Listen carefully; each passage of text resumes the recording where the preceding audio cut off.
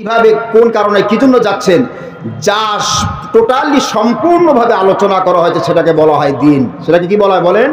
দ্বীন। এখন সেই জাতিতে তৈরি হয় মদখোর, কি বলেন ঠিক কিনা?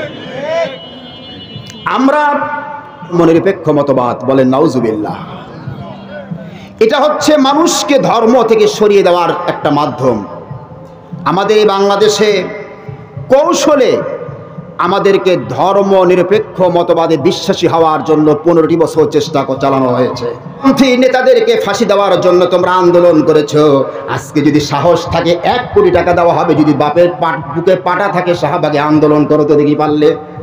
এটা ক্লান্ত হয়ে শুয়ে পড়েছে। রাজার এক বিশাল বাগান, সে বাগানের এক পাশে হাতিটা ক্লান্ত হয়ে শুয়ে পড়েছে।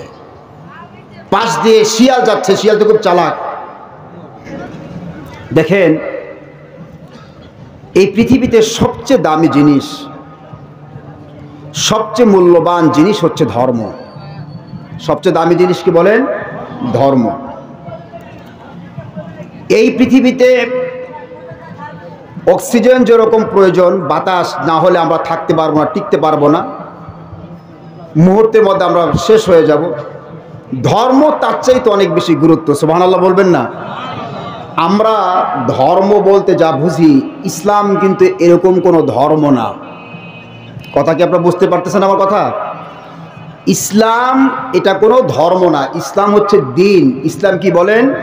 খুব খেয়াল রাখবেন সবাই। ইসলাম কোনো ধর্ম না, ইসলাম হচ্ছে দ্বীন। তাহলে আপনারা বলতে পারেন, হুজুর আমরা যতদিন শুনলাম ইসলাম অর্থ ধর্ম। হ্যাঁ ঠিক আছে, কিন্তু ইসলাম এটা হলো দ্বীন। দ্বীন বলতে যা বুঝায়, আমরা দ্বীনের তর্জমা বাংলাতে করি ধর্ম বলে, কিন্তু দ্বীন বলতে যা বুঝায় ধর্ম দিয়ে তা বোঝানো হয় না। আমাদের দেশে যারা আমরা মুসলমান, যারা আমরা ধর্মের সাথে আমরা পরিচিত, কিন্তু আমরা দ্বীনের সাথে আমাদের কোনো পরিচয় নাই, তার থেকে আমরা অনেক দূরে। ধর্ম বলতে কিছু কিছু মিষ্টি কথাকে ধর্ম বলা হয়। আপনারা যদি যারা, কিন্তু আমি অনেক স্টুডেন্টকে দেখতে পাচ্ছি, সমাজ বিজ্ঞান যদি আপনারা পড়ে দেখেন, E.B. টেইলর নামে একজন নৃবিজ্ঞানী ছিলেন, ব্রিটিশ। উনি ওনার ধর্মের ব্যাখ্যাটা সবচেয়ে বেশি পড়ানো হয় আমাদের কলেজ ইউনিভার্সিটিতে। তিনি যে ধর্মের ব্যাখ্যা দিয়েছেন সেই ধর্মের সম্পূর্ণ বিপরীত হচ্ছে ইসলাম ধর্ম। আমাদের এই বইগুলোতে এত মিথ্যা, এত বাজে, এত ভিত্তিহীন, এত মানে কি বলে আপনার শিকড়ছিন কথাবার্তা আমরা বলেছি, যেগুলোর কারণে আমাদের সমাজের মুসলমানদের বিশাল একটা অংশ আমরা ইসলাম থেকে আমরা দূরে সরে পড়েছি। ইসলামের যে মৌলিক বিষয় যেগুলো, এগুলো থেকে আমরা অনেক অনেক দূরে। আমরা ইসলামকে বুঝতে হবে দ্বীন দিয়ে, ইসলামকে বুঝতে হবে দ্বীনের ভিত্তিতে। দ্বীন হচ্ছে এমন একটি জিনিস যে যেখানে মানুষের জন্ম থেকে নিয়ে মৃত্যু পর্যন্ত, মৃত্যুর পরে আবার মানুষের জান্নাত জাহান্নামে যাওয়ার আগ পর্যন্ত, এবং জান্নাত জাহান্নামে যাওয়া আপনি কিভাবে কোন কারণে কি জন্য যাচ্ছেন যা টোটালি সম্পূর্ণভাবে আলোচনা করা হয়েছে সেটাকে বলা হয় দ্বীন। সেটাকে কি বলা হয় বলেন? দ্বীন। আর ধর্ম বলতে যা আমরা বুঝি, আমরা মোটামুটি অনেকে বুঝি নামাজ, হজ, যাকাত, রোজা ইত্যাদি, এগুলো হলো দ্বীন। এগুলো হচ্ছে ধর্ম। এগুলো ধর্ম তো বটে, অবশ্য ধর্ম, কিন্তু ধর্মের আরো বিশাল পরিধি রয়েছে। ধর্মটা এত অল্প জায়গায় সীমাবদ্ধ নয়, ধর্ম হচ্ছে বিশাল। এত বিশাল এই ধর্ম, এই ধর্মের সাথে, এই দ্বীনের সাথে যদি আমরা পরিচিত আমরা হতাম, তাহলে মুসলমানদের ভাগ্য আজকে এরকম হতো না। কথা কি বুঝতেছেন? আমরা ধর্মের সাথে আমরা আমাদের পরিচয় আমরা লাভ করছি, ধর্মের পরিচয় লাভ করেছি, কিন্তু দ্বীনের পরিচয় আমরা লাভ করতে পারিনি। দ্বীনের সাথে আমাদের সম্পর্ক না, আমাদের সম্পর্ক ধর্মের সাথে। আমাদের সম্পর্ক করতে হবে কার সাথে বলেন? দ্বীনের সাথে। কিসের সাথে করতে হবে বলেন? দ্বীনের সাথে। এখন দ্বীন দিয়ে যা বোঝানো হয়েছে, ধর্ম দিয়ে যদি তা বোঝানো হয় তাহলে আলহামদুলিল্লাহ। কিন্তু দুঃখজনক হলেও সত্য, আমাদের সমাজের এক ধরনের মানুষ আমাদেরকে দ্বীন বুঝতে দেয় না, তারা আমাদেরকে ধর্ম নিয়ে থাকতে বলে। কথা কি বুঝতেছেন আপনারা? কবি ইকবাল রহমতুল্লাহ আলাইহে, উনি একটি সুন্দর কথা কবিতা বলেছেন। সেই কবিতাটা আপনারা অনেকে শুনেছেন। কম মজহব সি হ্যায় মজহব জু নহি তুম ভি নহি, কম মজহব सी है मजहब जू नहीं तुम भी नहीं, जज्बे बहम जू नहीं, महफिल अंजुम भी नहीं। कौम मजहब सी है, मजहब जू नहीं तुम भी नहीं। একটি জাতি, একটি জাতির গঠন হতে পারে ধর্ম দিয়ে। কি দিয়ে বলেন? একটি জাতিকে সাজানো যায়, একটি জাতিকে সুন্দর বানানো যায় ধর্ম দিয়ে। কৌম মজহব সি হ্যায়, মজহব জু নেহি তুম ভি নেহি। যে একটি জাতিকে যদি আপনি শোষণ মুক্ত একটি জাতি চান, জালিম স্বৈরাচার মুক্ত একটি সমাজ যদি আপনি চান, সেখানে আপনাকে লাগবে ধর্ম। কি লাগবে বলেন? ধর্ম। কবি ইকবাল বলছে, দেখেন এই যে আমাদের নক্ষত্র, গ্রহ, তারা, সূর্য, এই যে সৌরজগৎ একটা একটাকে টেনে ধরেছে, একটা শক্তি আছে যেটাকে মাধ্যাকর্ষণ শক্তি বলা হয়। আপনারা বুঝবেন অনেকেই, একটা একটাকে টেনে ধরেছে, ছুটে যাচ্ছে না, একটা একটাকে ধরে রেখেছে, এরকম একটার সাথে একটা জুড়ে আছে মাধ্যাকর্ষণ শক্তির কারণে। এটাকে আরবিতে জজবে বাহাম বলা হয়, উর্দুতে জজবে বাহাম জু নেহি মাহফিলে আনজুম ভি নেহি। মাধ্যাকর্ষণ শক্তি যদি না থাকে, গ্রহ নক্ষত্র একটা আরেকটা থেকে ছিটকে পড়ে যাবে। আমার ভাইয়েরা, ধর্ম যদি না থাকে, একটা জাতি পৃথিবীতে ধ্বংস হয়ে যাবে। কথা বুঝতেছেন আমার? ধর্ম দিন, দিনের ভিত্তিতে একটি জাতি পৃথিবীতে টিকতে পারবে। একটি জাতি গঠন হবে ধর্ম দিয়ে। ধর্ম বিবর্জিতভাবে যে জাতি গঠন হয়, সে জাতিতে তৈরি হয় স্বৈরাচার, সে জাতির মধ্যে তৈরি হয় লুটেরা, সেই জাতিতে তৈরি হয় চোরেরা, সেই জাতিতে তৈরি হয় জিনাখোর, সেই জাতিতে তৈরি হয় মদখোর। কি বলেন, ঠিক কিনা? আমরা গত 15টি বছর আমরা দেখেছি বিভিন্নভাবে আমাদেরকে ধর্ম থেকে দূরে সরাবার চেষ্টা চালানো হয়েছে। আপনারা সাধারণ যারা, আপনারা চালাকি বুঝবেন না। এ কোরআন সকল চালাকদের চালাকি কোরআন উন্মোচন করে দিয়েছে, খুলে দিয়েছে। সুবহানাল্লাহ বলবেন না? পৃথিবীতে আজকে মধ্যপ্রাচ্যের শাসকদের দিকে চাকান। বাশার আল আসাদ পালিয়েছে। কোথায় পালিয়েছে বলেন? রাশিয়াতে। বাশার আল আসাদ এবং তার পিতা হাফিজ আল আসাদ, এই দুইজন মিলে 53টি বছর শাসন করেছে সিরিয়া। এমন একটি ভূখণ্ড তারা শাসন করেছেন, বাপ বেটা মিলে 53 বছর, ছেলে 24 আর বাপ 29।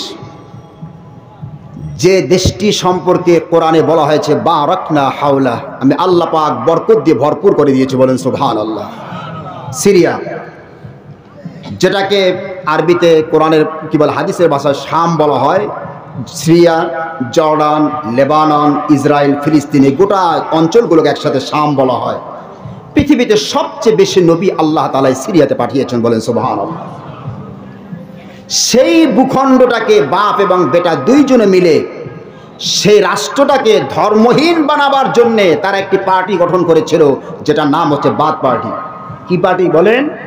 যেটাকে আমরা বাংলাদেশে কমিউনিস্ট, যেটা আমরা বাংলা যারা আছে, যে কমিউনিজম, যারা আমাদের দেশে যারা সমাজতান্ত্রিক দল যারা রয়েছে, জাসদ বাসদ, এরা যা চায় ঠিক ওরা হুবহু ওইটা চায়। ওরা সেটা করেছে আরবে, আর আমরা করতেছি অনারবে। আমাদের বাংলাদেশে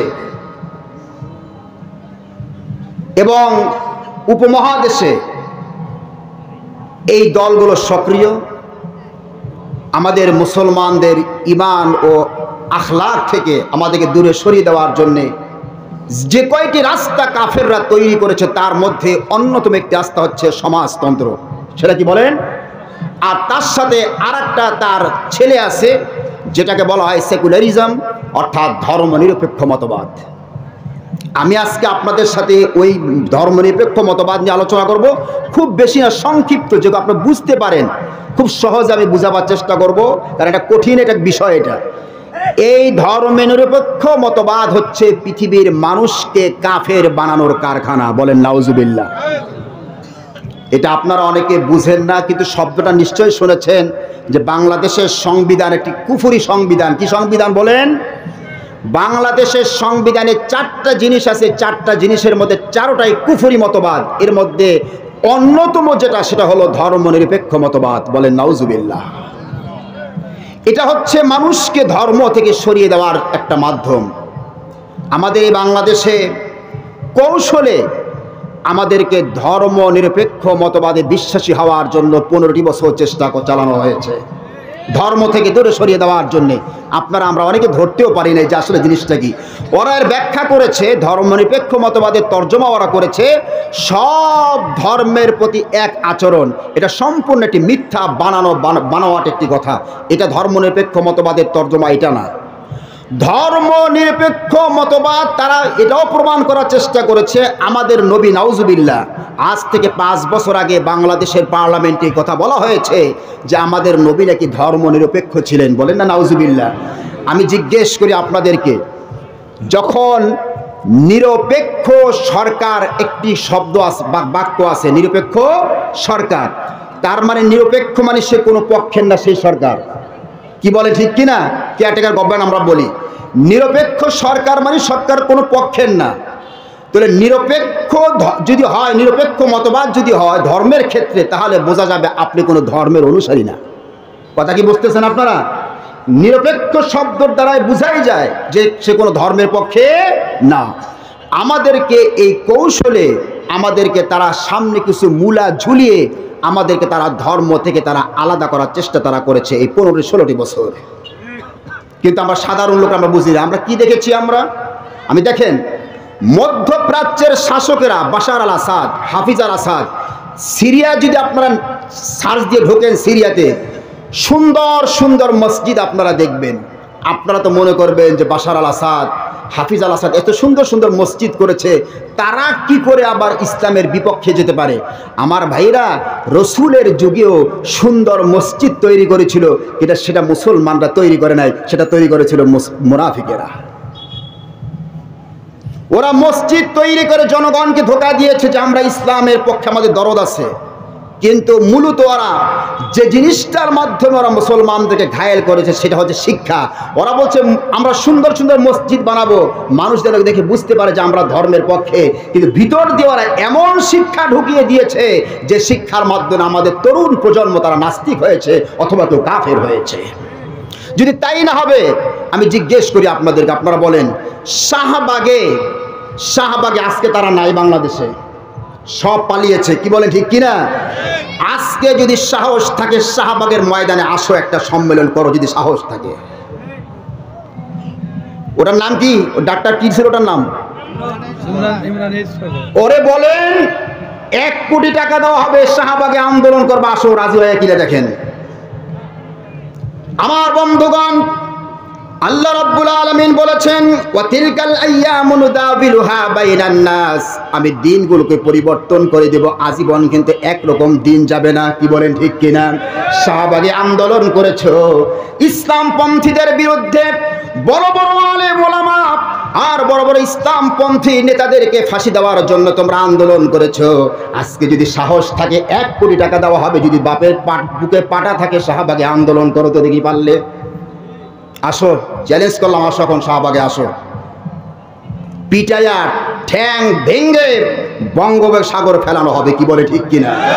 ওই দিন ভুলে যাও, বাংলাদেশে আর নাস্তিক এবং মুরতাদারা তোমরা কোনো সম্মেলন করতে পারবে না। একরকম থাকে আজীবন। এখন বাংলার রাজপথ ইমামদানদের হাতে, কি বলে ঠিক কিনা?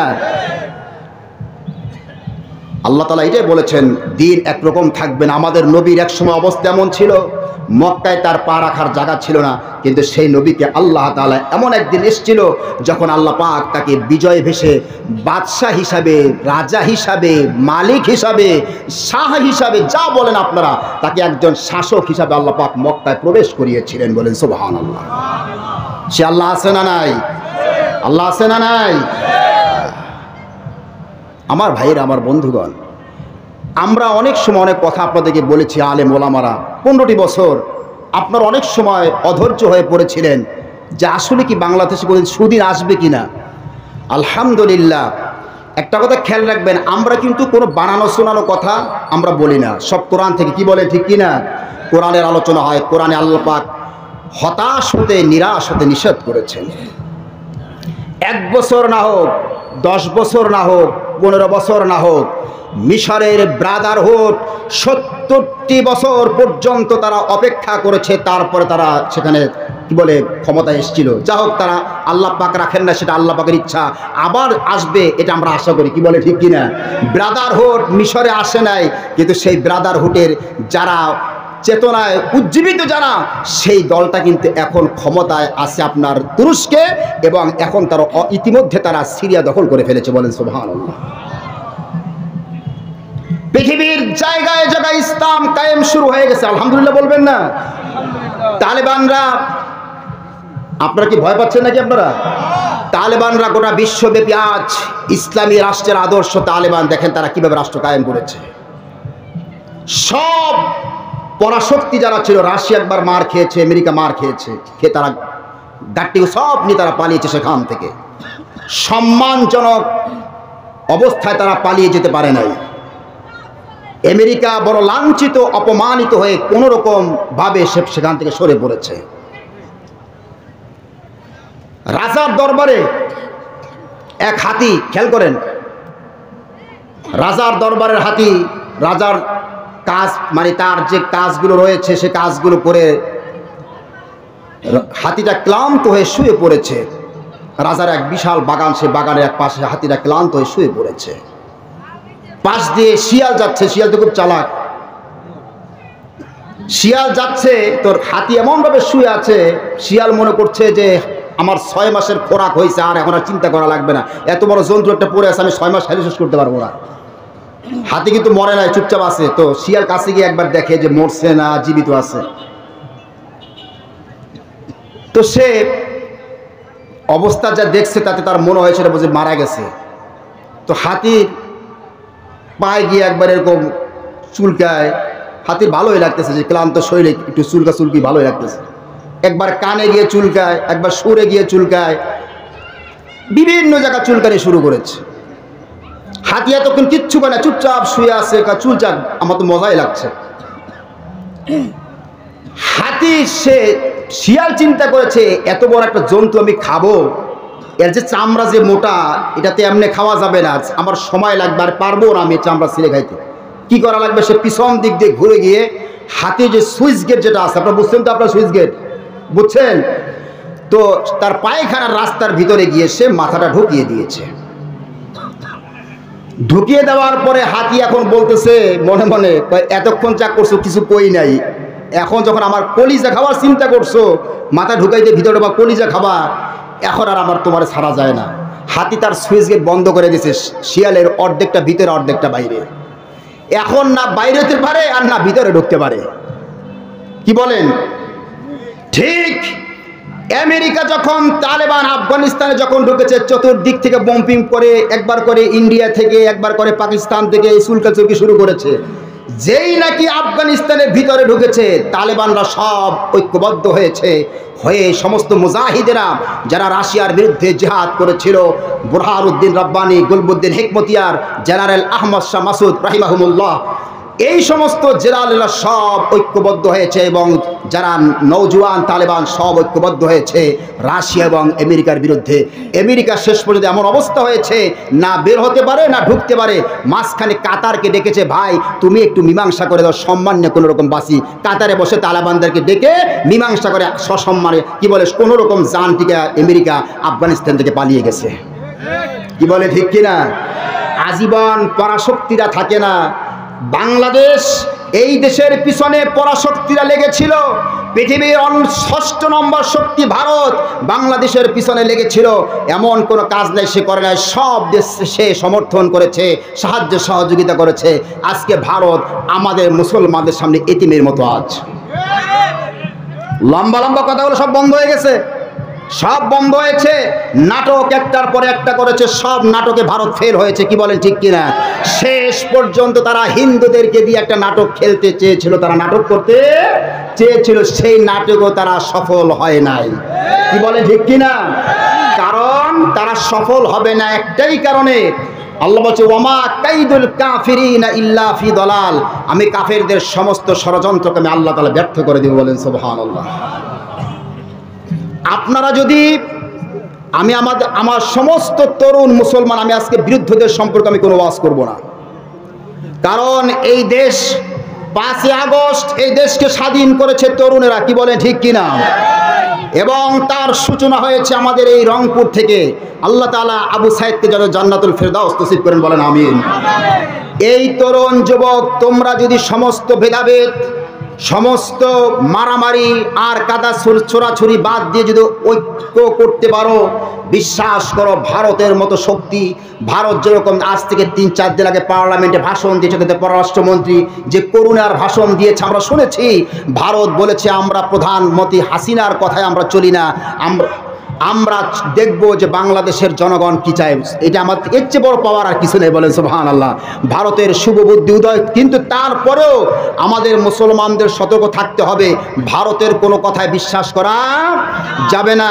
আমরা মুসলমানরা ঐক্যবদ্ধ থাকলে বাংলাদেশে কোনো বিদেশি শক্তির কোনো শক্তি এখানে কোনো কাজে আসবে না ইনশাআল্লাহ। কি বলে ঠিক কিনা? কি বলে ঠিক কিনা? এই জন্য আমার তরুণ মুসলমান ভাইয়েরা, আমাদের সকলকে বিশ্বাস করেন আপনি, আমি কথাটা সব মাহফিলে বলি, আমরা কিন্তু সব জায়গায় মার খাই একটাই কারণে। কয়টা কারণে বলেন? একটা কারণে, সেটা হচ্ছে আমাদের ঐক্যহীনতা, আমাদের মধ্যে বিভেদ, আমাদের মধ্যে মারামারি আর কাটাকাটি, একজন আরেকজনকে গালাগালি করার কারণে। কি বলে ঠিক কিনা? আল্লামা সাইদি রহমাতুল্লাহি আলাইহি উনি একটা কথা বলেছিলেন, কথাটা আমার আজও স্মরণ আছে। সে কথাটা হচ্ছে আফগানিস্তানে, খেয়াল করেন, তাকান এদিকে সবাই, আফগানিস্তানে যখন সোভিয়েত ইউনিয়ন, রাশিয়া না, রাশিয়া বলতে এখন একটা আলাদা ভূখণ্ড বোঝায়, সোভিয়েত ইউনিয়ন বলতে বিশাল ভূখণ্ড, উজবেকিস্তান, কাজাকিস্তান, এরকম অনেকগুলো, চেচনিয়া, অনেকগুলো দেশ এখন যেগুলো আলাদা হয়েছে, এরকম 8টা-10টা সব মিলে কিন্তু সোভিয়েত ইউনিয়ন ছিল। তখন তারা যখন রাশিয়াতে কখন ঢুকেছে, আফগানিস্তানের আলেমরা একজন আরেকজনকে দেখলে নাকে রুমাল দিত, ঘৃণা করত। একজন আরেকজনকে দেখলে কাফের ফতোয়া দিত, বলে তুই 3 কারণে কাফের, তুই 7 কারণে কাফের, তুই 8 কারণে, তুই 17 কারণে কাফের। একজন আলেম আরেকজনকে ফতোয়া দিত কাফের বলে, যেটা আমাদের বাংলাদেশে এখন হচ্ছে। কি বলে ঠিক কিনা? তো এখন তারা ফতোয়া, সাইদি সাহেব একটা কথা বলেছেন, যে এই কথা বলার পরে তারা কি করত, যে তোদেরকে যে কবরে দাফন করা হবে, একজন আরেকজনকে বলতো আলেমরা, সেই কবরে যে ঘাস গাজাবে, সেই ঘাস যে গরু খাবে, সে গরু কাফের। কথাটা বোঝেন না আপনারা? মানে তাদের একজন আলেমের প্রতি এত বিদ্বেষ এবং হিংসা ছিল সেখানে, যাদের কারণে পুরো দেশটা বিভেদ আর বিচ্ছিন্নতায় ছেয়ে গিয়েছিল। একজন আরেকজন দেখতে পারতো না, গালাগালি করতো, হানাফি, শাফি, মাযহাবি, সুন্নি, এই বিভিন্ন টাইপের। যখন তারা দেখলো সোভিয়েত ইউনিয়ন যখন তারা ভিতরে ঢুকেছে, সব আলেমরা একসাথে পাহাড়ে গিয়ে ঢুকেছে, মার খেয়ে পাহাড়ে গিয়ে ঢুকে তারা বলছে আমরা যদি ঐক্যবদ্ধ থাকতাম তাহলে রাশিয়া ঢুকতে পারতো না, আমরা সবাই চলো একসাথে হয়ে রাশিয়ার বিরুদ্ধে মোকাবেলা করি। এই লোকগুলো অত্যাধুনিক অস্ত্রে সজ্জিত, রাশিয়ার সাথে সেই মুজাহিদেরা, গোলবুদ্দিন হেকমতিয়ার, বুরহানুদ্দিন রাব্বানি, তারপরে আপনার কি বলে আহমদ শাহ মাসুদ, এই যে বড় বড় মুজাহিদ কমান্ডার, জালালউদ্দিন হাক্কানি, তারা বড় বড় যারা মুজাহিদ ছিলেন কমান্ডার, তারা ঐক্যবদ্ধ হয়ে তারা রাশিয়ার বিরুদ্ধে লড়াই করেছে। ভাঙ্গা অস্ত্র দিয়ে, মনে হবে যে নূহ আলাইহিস সালামের জমানার অস্ত্র, সেই পুরানো অস্ত্র দিয়ে লড়াই করেছে রাশিয়ার সাথে। আল্লাহ পাক ঐক্যবদ্ধ হয়ে আন্দোলন করার কারণে মুজাহিদদের হাতে আল্লাহ পাক বিজয় দান করেছিলেন, বলেন সুবহানাল্লাহ। যেই তারা রাষ্ট্রটা ক্ষমতায় গেল, আবার নিজেদের মধ্যে পরস্পরে মারামারি কাটাকাটি শুরু হয়ে গেল। এরপরে আল্লাহ পাক সুবহানাহু ওয়া তাআলা সেখানে ঢুকিয়ে দিলেন আমেরিকাকে। আমেরিকা ঢুকে পড়লো, আবার মারামারি শুরু হয়ে গেল, আমেরিকা মার শুরু করলো। আল্লাহ রাব্বুল আলামিন কান্দাহার প্রদেশ থেকে মোল্লা ওমরের মতো একজন সাধারণ মাদ্রাসা শিক্ষকের মাধ্যমে আল্লাহ পাক একটা আন্দোলনকে আল্লাহ পাক কায়েম করে দিলেন, যেটা হলো তালেবান, বলেন সুবহানাল্লাহ। সেই তালেবানরা আন্দোলন করে একবার ক্ষমতায় এসেছিল, আবার যুগ তাদের মধ্যে বিচ্ছিন্ন ভাব হয়েছে, আবার আমেরিকা ঢুকেছে, তাদেরকে মেরেছে। এরপরে তারা ভুল বুঝতে পেরেছে আমরা আর অনৈক্যের সৃষ্টি করবো না, আমাদের ঐক্য ছাড়া কোনো গতি নাই। এই জন্য তারা কি করেছে, আবার ঐক্য হয়েছে। আল্লাহ পাক তাদেরকে 3 বছর আগে আবার ক্ষমতা দান করেছেন, বলেন সুবহানাল্লাহ। তাহলে আমাদের সবচেয়ে গুরুত্বপূর্ণ যে বিষয়টা, আমার তরুণ যুবকেরা, চতুর্দিক থেকে কাফের এবং বেঈমানেরা ওরা কিন্তু আমাদেরকে হামলা করার জন্য ওত পেতে বসে আছে। কি বলো ঠিক কিনা? তরুণ আমার মুসলমান ভাইরা, আমার মুসলিম তরুণেরা, তোমাদেরকে ঐক্যবদ্ধ থাকতে হবে, তোমাদেরকে একসাথে থাকতে হবে, এরকম এক দেহ এক প্রাণ নিয়ে। তাহলে বাংলাদেশে কোনো ষড়যন্ত্র কেউ করে পার পাবে? খেয়াল থাকবে, খেয়াল থাকবে। এই ঐক্যের বড় অভাব আমাদের সমাজে।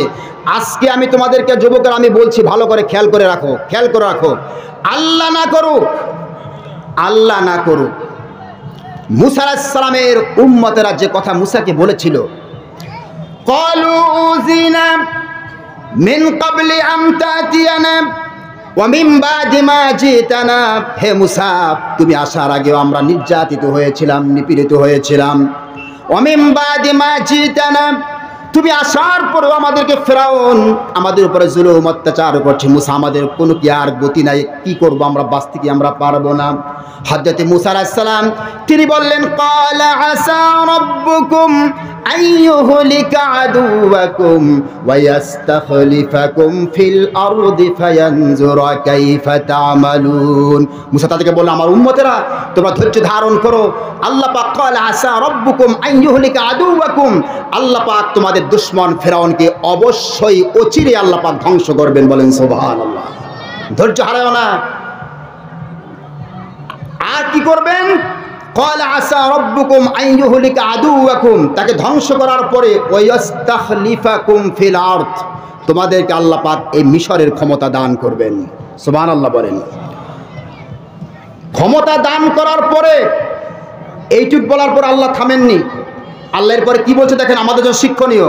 ফায়ানজুরা কাইফা তা'মালুন, ক্ষমতা দেওয়ার পর আমি দেখব তোমরা ক্ষমতা যাওয়ার পরে ফেরাউনের পদ্ধতি অনুযায়ী রাষ্ট্র চালাও, আমার তাওরাত ভিত্তিক, আমার ঐশী প্রদত্ত জ্ঞানের ভিত্তিতে রাষ্ট্র চালাও, আমি সেইটা দেখব। যদি ফেরাউনের দেওয়া ধর্ম নিরপেক্ষভাবে রাষ্ট্র চালাও, তাহলে কিন্তু আমি আল্লাহ পাক ফেরাউনকে যেভাবে ডুবিয়েছি তোমাদেরকে সেইভাবে আমি আল্লাহ শেষ করে দিব। আর যদি আমার দেওয়া তাওরাত অনুযায়ী রাষ্ট্র পরিচালনা যদি করো, তাহলে আমি আল্লাহ পাক তোমাদের দিনকে দিন আমি আল্লাহ পাক তোমাদের রাজ্য বৃদ্ধি করে দেব। বলেন সুবহানাল্লাহ। কথা কি বুঝতেছেন? এখন আসেন মূল আলোচনায় আমি যাচ্ছি। আপনাদেরকে সংক্ষিপ্ত যে কথাটা আমি আপনাদেরকে বলতে চাই সেটা হচ্ছে এই পৃথিবীতে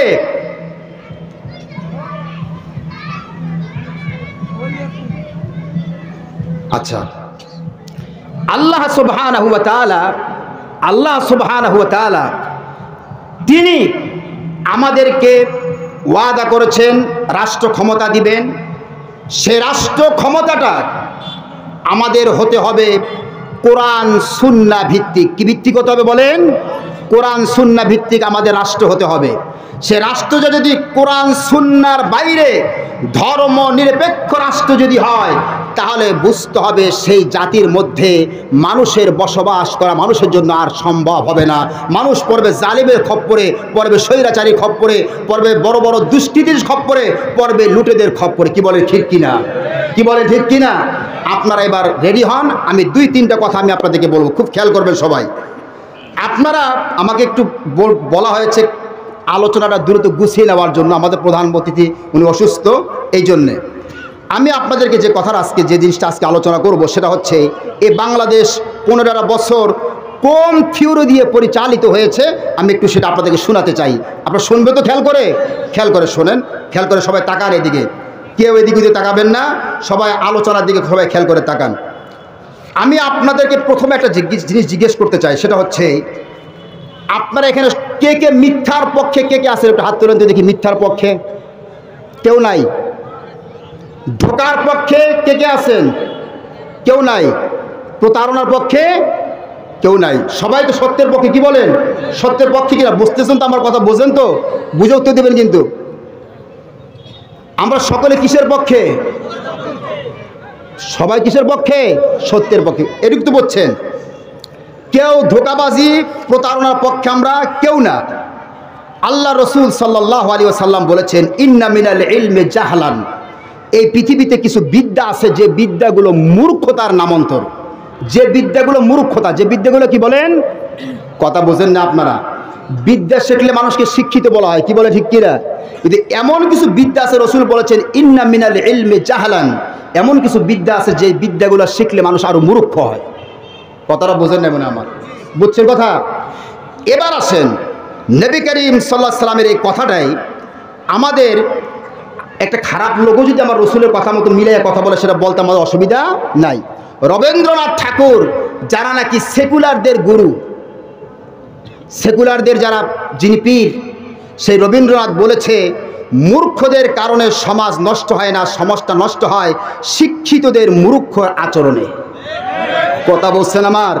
বোঝেন না আপনারা? না বুঝতে বলবেন, আমি বুঝিয়ে বলবো। মূর্খদের কারণে সমাজ নষ্ট হয় না, সমাজ নষ্ট হয় শিক্ষিত লোকের মূর্খ আচরণের কারণে। এই 16টি বছরে যারা বাংলাদেশ থেকে লক্ষ লক্ষ কোটি কোটি টাকা যারা পাচার করেছে,